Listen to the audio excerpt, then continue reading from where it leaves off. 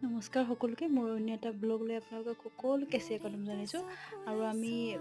আজি 11 দিন 12 দিন ধৰি এটা তেজপুৰ ট্ৰেইনিং হৈ আছিলে যিটো NRLM আণ্ডাৰত হৈছিলে CRPP পষ্টৰ কাৰণে তাত আমি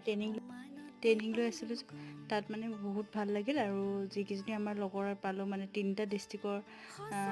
বহুতখিনি লগৰ আহিছিলে সকলো লগতে চিনাকি হ'লোঁ সকলো লগতে 11 দিন 12 দিন থাকিলোঁ ইমান ভাল লাগিল আৰু আমাৰ ৰুমমেটখিনিতো ক'বই নালাগে সেইখিনি মোৰ কাৰণে সদায় স্পেচিয়েল যিহেতু আমি ফাৰ্ষ্টৰ পৰাই আছোঁ একেলগে সেইকাৰণে সেইখিনি মোৰ কাৰণে বহুত স্পেচিয়েল আৰু যিকেইজনী লগ পালোঁ মানে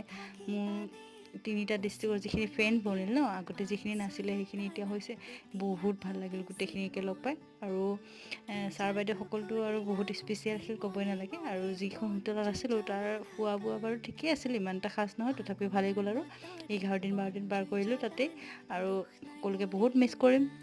সকলোকে বহুত বহুত ধন্যবাদ ইমান এটা সুন্দৰ